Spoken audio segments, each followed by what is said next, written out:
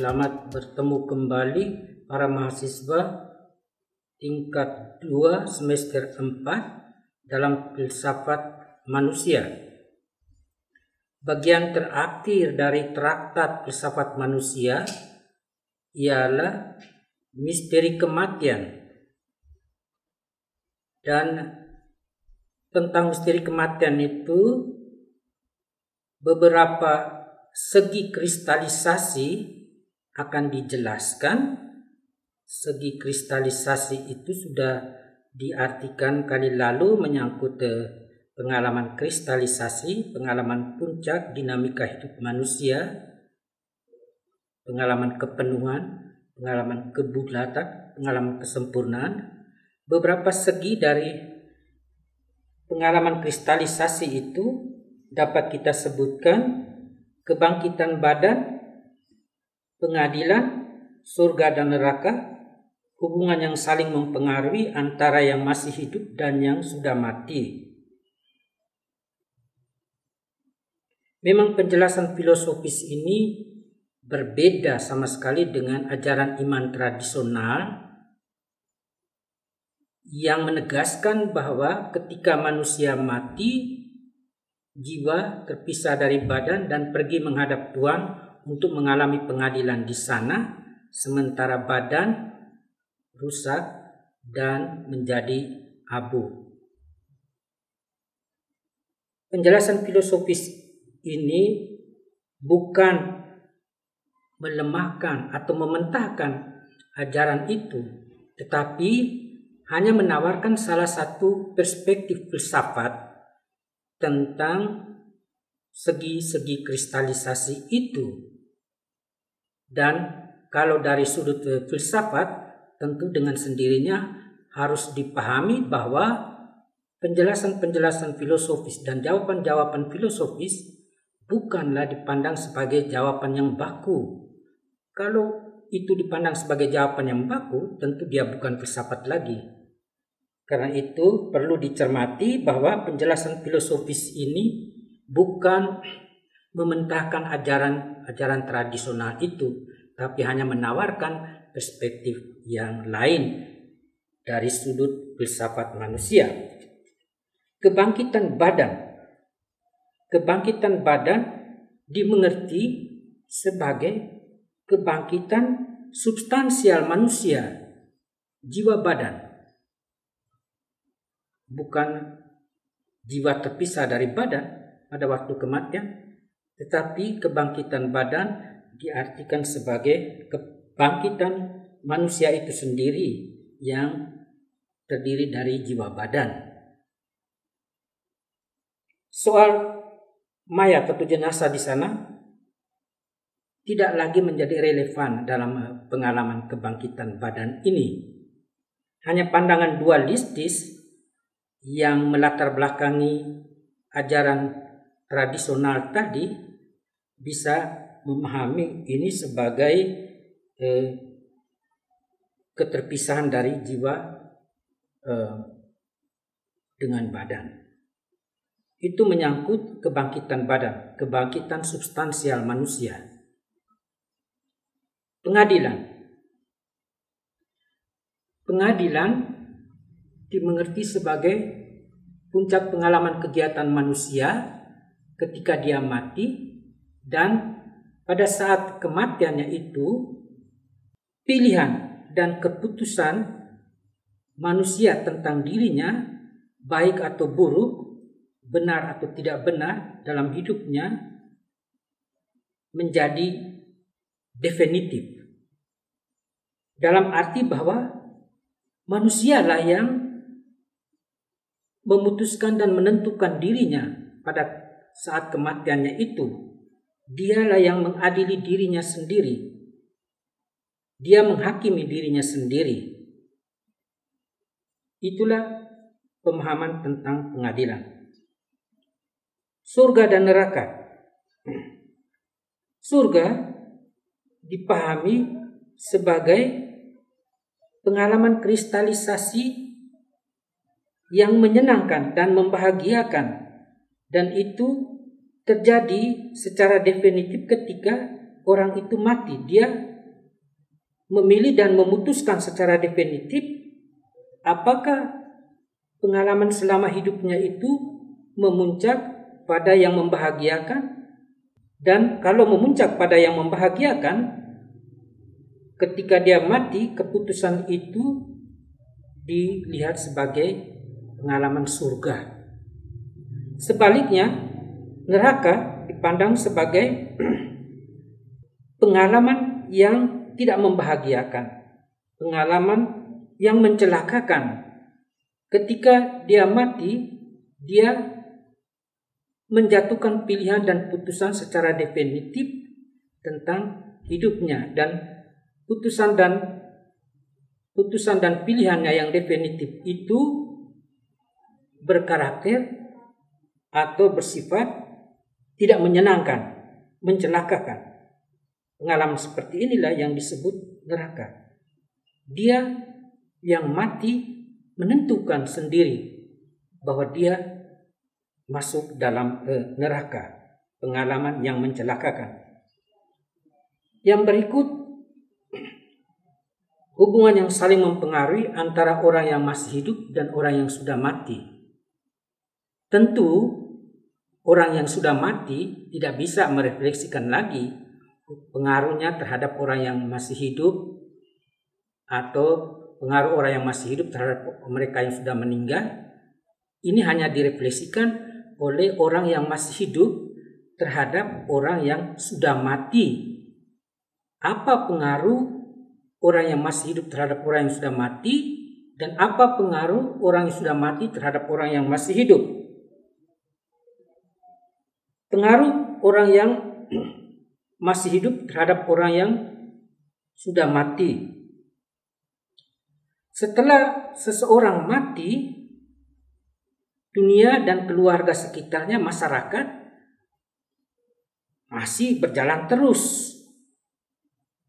Segala relasi, kenalan dengan orang yang sudah mati masih tetap berjalan, tetapi dalam hal ini orang yang masih hidup itu melalui hidupnya memberikan isi pengalaman kristalisasi itu kepada orang yang sudah mati. Dari sudut pandang ini, orang yang sudah mati sedang bangkit atau masih menunggu penyelesaiannya. Ia sedang diabadikan oleh orang yang masih hidup. Itulah pengaruh orang yang masih hidup terhadap orang yang mati. Dengan singkat kata, orang yang masih hidup menambah isi pengalaman kristalisasi terhadap orang yang sudah mati, terutama orang-orang yang sudah mati dan dikenal.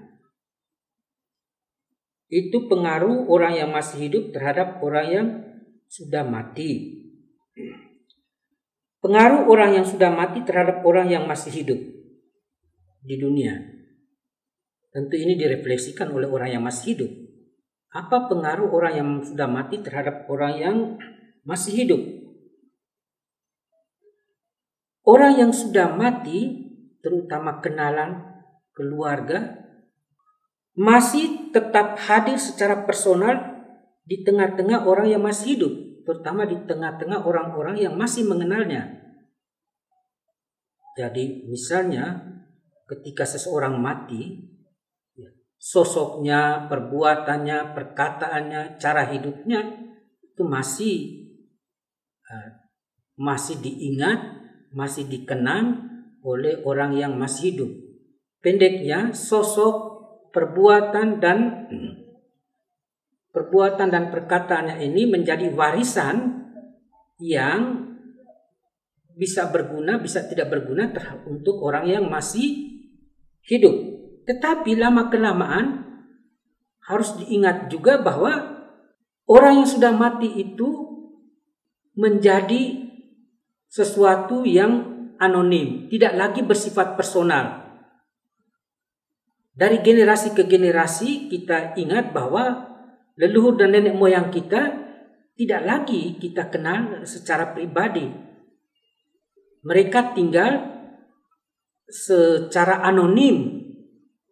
Tetapi jangan lupa warisan-warisan dari mereka yang tidak lagi dikenal ini masih tetap ada, misalnya dalam bentuk ideologi, gagasan-gagasan yang bermutu, peribahasa-peribahasa, syair-syair dan sebagainya.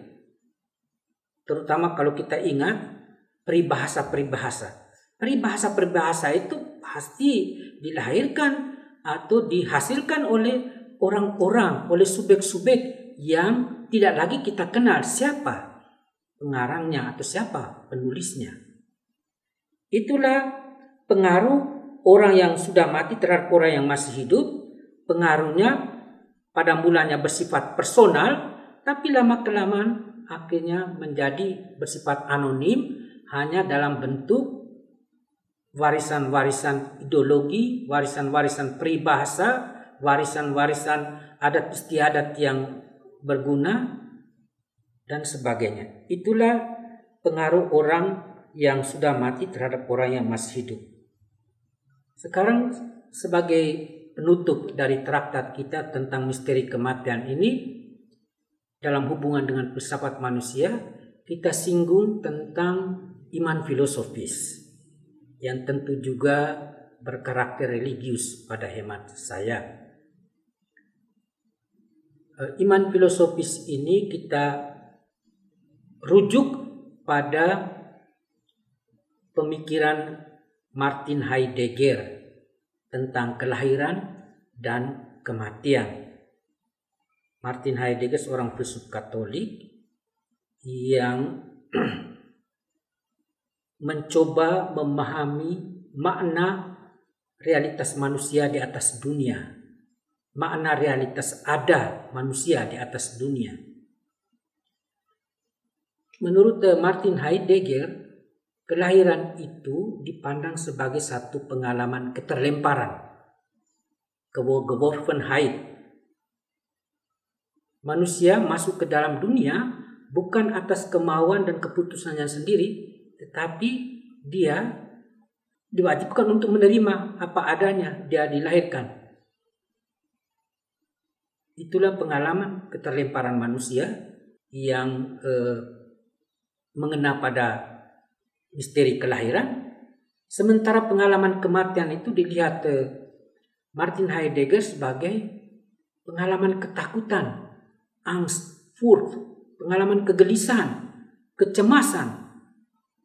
Dan ini memang betul satu pengalaman eksistensial manusia dan bersifat universal. Orang takut menghadapi kematian. Orang gelisah menghadapi kematian. Orang cemas menghadapi kematian. Mengapa? Karena di depan kematian itu semacam ada satu malam gelap atau satu kegelapan luar biasa, atau satu ngarai dilambangkan dengan ngarai yang dasarnya itu tidak kita ketahui ketika kita berdiri di tempat yang terjal dan melihat ke dalam ngarai itu. Karena itu ada orang yang tidak percaya akan adanya Tuhan, mereka merasa bahwa di balik kematian itu ada malam gelap, ada satu kengerian. Semua ritus itu dipandang sebagai alat untuk menghibur diri manusia ketika berhadapan dengan kenyataan ini. Itu dalam paham orang-orang yang tidak percaya akan adanya Tuhan. Kita lihat ada satu iman filosofis dan religius dalam konteks filsafat Heidegger ini. Kita cermati bahwa iman itu bersifat universal. Semua manusia mempunyai iman. Semua manusia mempunyai kepercayaan. Yang menjadi persoalan itu ialah bahwa apa isi iman itu? apa yang diimani atau siapa yang diimani itu berbeda dari kelompok manusia yang satu dan kelompok manusia yang lain. Keanekaragaman kepercayaan dan agama itu merupakan satu keniscayaan. Karena memang isi iman, inti iman itu berbeda-beda dari kelompok yang satu dan kelompok yang lain. Mungkin juga dari subjek yang satu dan subjek yang lain. Tapi kita lihat bahwa ada iman filosofis menyangkut kematian dan kelahiran ini dari pemahaman Heidegger itu. Kita lihat menyangkut misteri kelahiran. Pengalaman keterlemparan itu mengandaikan atau mengasumsikan adanya sesuatu kekuatan yang membuat orang masuk ke dalam dunia. Itu Martin Heidegger menyebutnya Dasein, realitas ada. Manusia itu realitas ada yang berada di atas dunia. Dia sebut realitas Dasein. Eksistensi manusia itu dipandang sebagai cara berada dari realitas ada yang sesungguhnya itu. Yang dalam bahasa teologi, realitas ada itu diartikan sebagai sang ada, Allah sebagai sang ada. Jadi yang melemparkan manusia itu ke dunia itu adalah realitas ada ini. Itu diasumsikan dari pengalaman keterlemparan itu. Dan untuk spiritualitas Kristiani memang kelahiran bukan dipandang sebagai pengalaman keterlemparan, tetapi pengalaman akan hadiah Allah. Yaitu menyangkut kelahiran, menyangkut kematian. Di hadapan kematian dikatakan bahwa di sana ada kegelapan malam atau ngarai yang dalam yang dasarnya tidak bisa dijangkau, tidak bisa dilihat secara jelas. Di sana juga ada manifestasi sang ada. Manifestasi sang ada melalui kematian. Hanya bahwa dalam konteks Heidegger, pengalaman eksistensial kematian itu dihadapi dengan pengalaman ketakutan.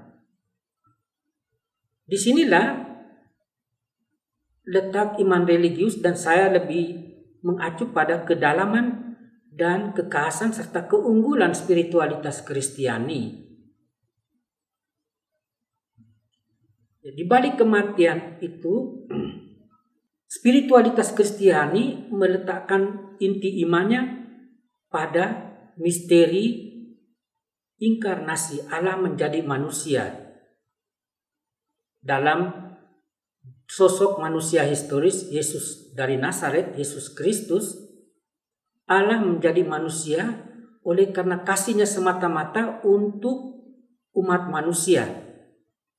Dan sosok manusia Yesus Kristus yang diyakini sebagai penjelmaan Allah mewujud dalam hidupnya, yaitu menyangkut kematian dan kebangkitan. Ini satu realitas dengan dua sisi, kematian dan kebangkitan. Ketika kita berbicara tentang kematian manusia yang dihadapi oleh manusia dengan gelisah, dengan kecemasan dan ketakutan, misteri kematian dan kebangkitan, terutama kebangkitan, memberi kekuatan harapan bahwa ada cahaya di dalam ngarai yang dalam itu. Ada semacam lilin yang menerangi kematian itu berkat misteri inkarnasi tadi, berkat hidup, berkat kematian dan kebangkitan Yesus Kristus. Dengan demikian, melalui kebangkitan itu, kebangkitan Yesus Kristus, maut atau kematian manusia dikalahkan dan berubah menjadi cahaya kebangkitan. Karena itu, sebetulnya inti iman Kristiani ini justru memberikan harapan, juga kekuatan, juga kepastian kepada manusia bahwa dia harus menghadapi kematian itu bukan dengan kegelisahan, bukan dengan ketakutan, bukan dengan kecemasan, tetapi dengan sukacita, kebangkitan, kegembiraan, dengan kelegaan. Inilah semacam jawaban yang saya temukan di dalam spiritualitas Kristiani. Peristiwa inkarnasi Allah menjadi manusia dalam diri Yesus dari Nazaret, dan melalui kebangkitan, melalui kematian dan kebangkitannya, kita bisa menghadapi kematian itu dengan sukacita, dengan kegembiraan. Itulah bagian terakhir, semacam kesimpulan filosofis yang diambil atau diangkat dari penjelasan tentang misteri kematian. Dan pada bagian terakhir memang saya dengan keyakinan yang kuat menempatkan keunggulan, kedalaman, kekhasan spiritualitas Kristiani yang berpusat pada penderitaan, kematian, dan kebangkitan Yesus Kristus sebagai penjelmaan dari Allah sendiri untuk umat manusia.